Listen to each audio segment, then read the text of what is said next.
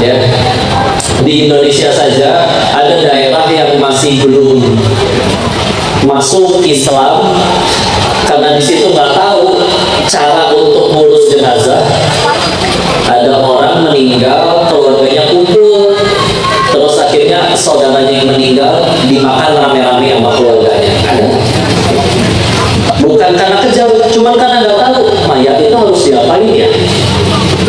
Coba Islam sempurna, ngurus jenazah ada caranya, ke toilet ada caranya, pipis ada adabnya, pakai sendal, oh Nabi kanan dulu, pakai baju ada doanya, ngaca bercermin ada doanya, lengkap semuanya. Ya. Maka alhamdulillah salah satu yang harus paling kita syukuri itu alhamdulillah.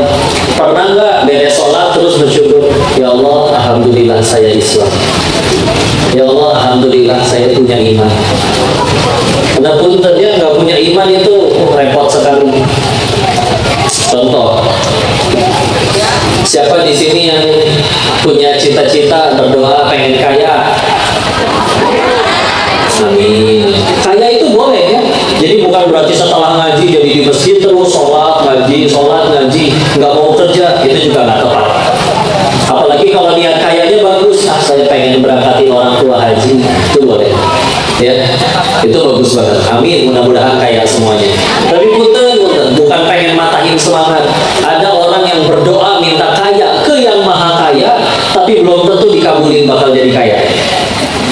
Ya, bukan Allah pelit, bukan, karena bisa jadi Allah tahu ini hamba kaya ngaco, mendingan tahan aja duitnya biar dia tetap sujud ke Allah. Ada yang kayak gitu? Ada nggak orang masuk neraka gara-gara hartanya? Ada. Ya. Sebelum kaya dia bisa sujud kok orang. Makanya termasuk orang-orang yang kalah main judi itu tuh pertolongan. Satu, lumayan gugurin dosa. Dua, jadi berhenti. Menang terus, nggak berhenti kan?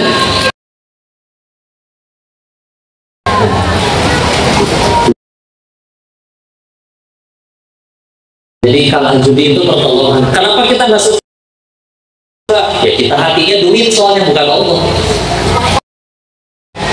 Kok dia sholat sih kok, tapi ketinggalan sholat nggak pernah nangis, giliran gagal nyalek, gagal jadi kades, gila, berarti hatinya jabatan, kita aja. Karena setahu saya surga pintunya 8, tapi tidak ada pintu khusus caleg, pintu khusus kepala desa, pintu khusus artis, nggak ada. Ya. Maha adilnya Allah, mau jadi apapun selagi nurut, punya 1000 hak untuk bahagia. Punya apapun, nggak nurut sama Allah, punya 1000 hak untuk menderita terus-menerus. Ya. Ada yang minta sehat, tetap sakit sampai mati, meninggal. Ada. Tapi yang lebih penting ada satu doa. Kalau kita mintanya ini pasti dikabul, nggak mungkin nggak dikabul. Yaitu justru adalah kalau kita berdoa minta hidayah, minta petunjuk. Cobain nanti malam bangun niat pengen tahajud, kita bisa minta apa aja seberes sholat, tapi untuk khusus malam itu cuma minta satu hal. Ya Allah, ini aku hambamu datang, engkau tahu dosa-dosaku, aku datang hanya dengan dosa-dosaku. Aku ibadah tapi aku nggak tahu yang mana yang diterima, nggak berani bilang. Terus minta, ya Allah, hamba minta hidayah, ya Allah. Kenapa? Karena kalau sudah itu yang Allah kasih, kamu mau hidupnya kayak gimana juga tetap bisa bahagia. Tapi kalau misalkan sudah punya semua apapun yang ada di dunia, tabungan 14 triliun, profesi koruptor timah 217 T, ya. Jadi dia punya segala-galanya, nggak ada hidayah di hati. Koruptor nyolong aja terus, sebelum korupsi udah kaya loh. Udah, kenapa masih nyolong terus? Ya udah, ya diperbudak. Ya.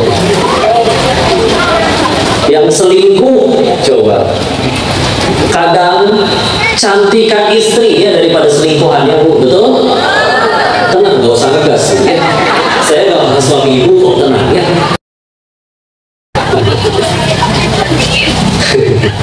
Ya.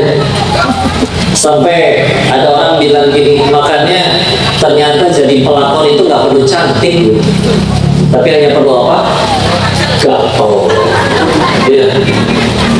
Gatel mah kasih aja Erosin, ya, Salisil, kalau anak kan bisa ya. Laos. Oh jahe, gitu ya. Yang beda kan Laos, jahe, kunyit. Bentuknya mirip-mirip ya, tapi kalau nggak biasa masak nggak bisa bedain, betul? Alhamdulillah. Jadi seperti itu tujuannya. Jadi udahlah, kita mah mau sampai kapan lagi ngejar yang kita suka terus? Pernah nggak ketemu yang lebih kaya tapi lebih menderita, ada? Pernah ngelihat yang lebih gak punya apa-apa dari kita tapi lebih bahagia, ada?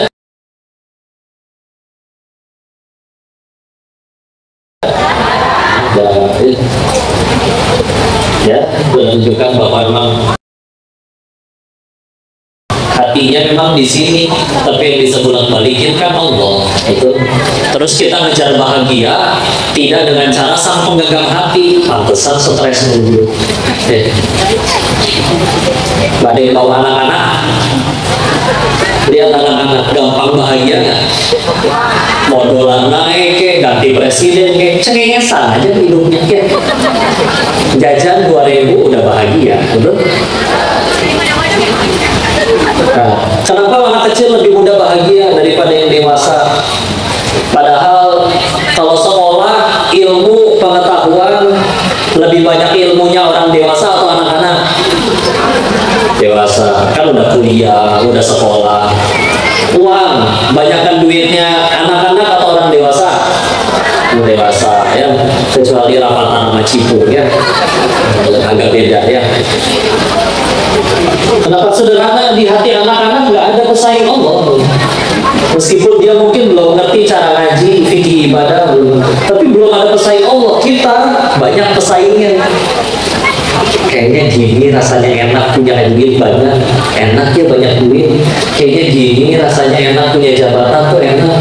Kayaknya punya kuasa enak. Kayaknya terkenal itu enak. Itu jadi pesaing Allah di hati kita. Gampang, kelihatannya gampang. Dia sedihnya gara-gara apa? Nah, orang-orang yang beriman asli sedihnya ketika ada orang beriman tuh bisa sedih cuma karena tadi malam gak tahajud, padahal seumur hidupnya tahajud.